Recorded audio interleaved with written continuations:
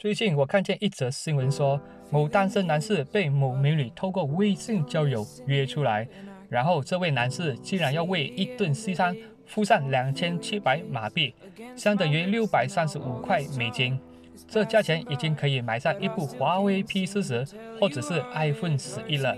而且类似的诈骗案还一直都在发生，也因为是基于你情我愿的缘故，所以警方也做不了什么。而身为宅男的我，为了要帮助更多宅男避开类似的诈骗案，以及帮助更多的宅男们脱单，所以我整理了我过去所有的经验与知识，提供给大家参考。当然，如果你不是宅男宅女，也欢迎你把我的影片看到最后，并把这影片分享给你身边的单身宅男宅女们吧。那么事不宜迟，我们开始。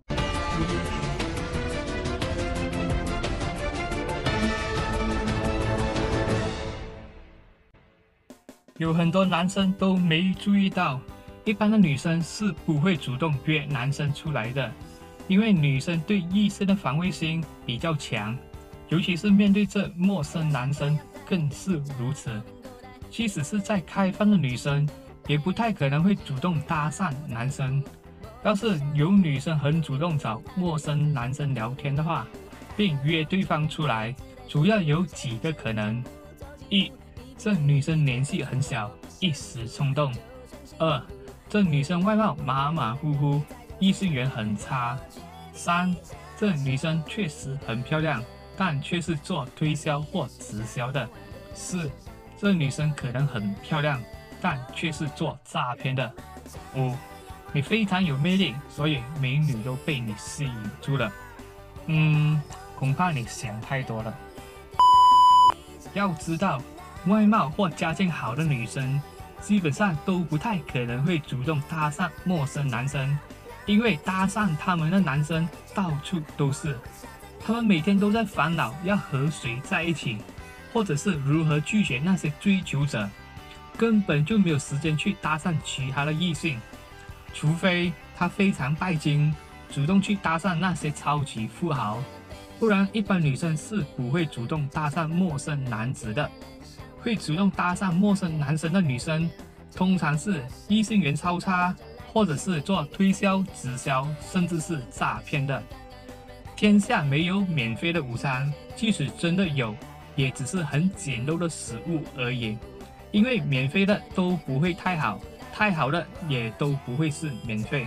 试想想，如果你追求普普通通的女生都经常拒绝你的话，那么有可能会出现比他们条件更好的女生来倒追你吗？根本就不可能啊！今天许多男人无法抗拒美女的邀约，主要有以下几个原因：一，和伴侣关系不好。很多男人会外遇，往往都是因为婚姻出了状况，或者是好色成瘾。如果男人和妻子的关系不好，或者是经常陶醉于色情世界之中，肯定会经不起外面异性的诱惑。二，过于自恋。自恋不是女人的专利，因为有很多男人都是很自恋的，只不过表现的方式不一样而已。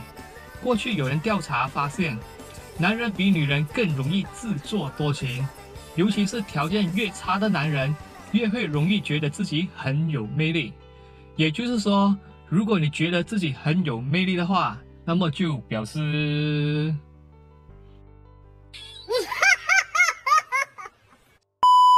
三，孤单寂寞。不只是单身的人很容易感到孤单寂寞，就连一些朋友超多的也都会经常感到孤单寂寞。因为孤单寂寞是一种的心情和状态，而不是环境。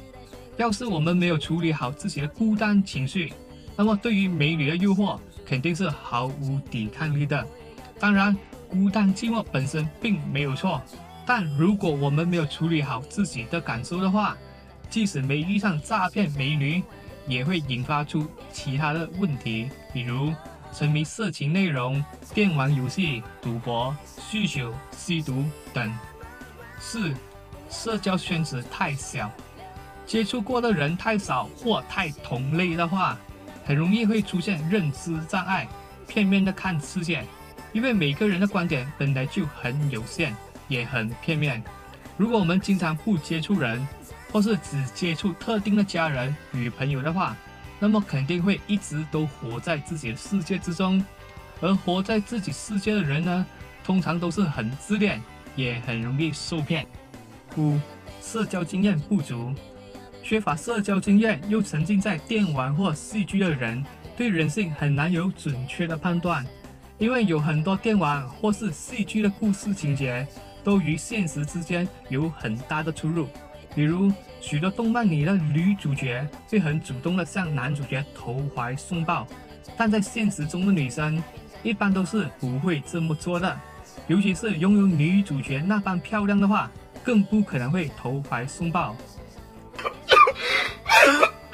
但是各位宅宅们又不需要太灰心失望，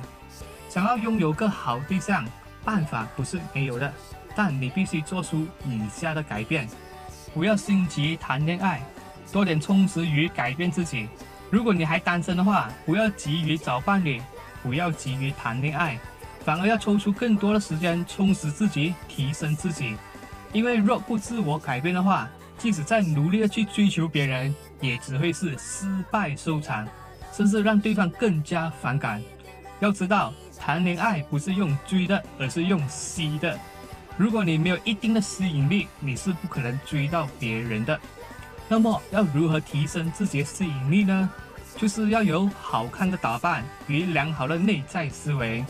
因为好看的外在对于许多人来说是一种礼貌，而幽默的言语能使人放松，体贴的行动能让人有安全感，好学的思维则能不断改进自己。好看的外表并不是说要穿很昂贵的衣服裤子，但至少要懂得把洗好的衣服拿去晒干，或者是拿去烘干，不要让衣服有异味。而且还要经常整理自己的头发，学一点衣服、裤子、鞋子之间的搭配，并且改进自己的说话方式。路边的野花并没有很香。如果你已经有伴侣，就不要一直去留意其他的异性，不要老是觉得自己的伴侣不好，或是外面的异性很好。要知道，每个人在厕所所做的巧克力蛋糕都是一样臭的。如果我们不愿意接纳现在的伴侣，不愿意改变自己的思维，那么即使我们换的伴侣再多，最后也都一定是悲剧收场。或许你的伴侣真的很有问题，但我们自己不也是有很多问题吗？有谁是不会犯错的呢？每一个人都一定会犯错，只不过是程度与类型的区别而已。我们能做的是改变自己，接纳别人，而不是去改变别人。不要一直觉得别人很喜欢你。面对异性的时候，如果你觉得自己很有魅力的话，那么恭喜你，是你想太多了。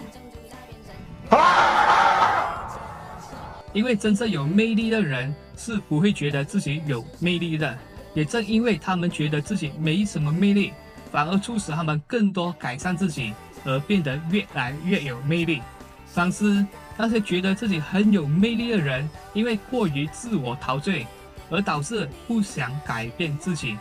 所以，发现并承认自己的不足之处是很重要的。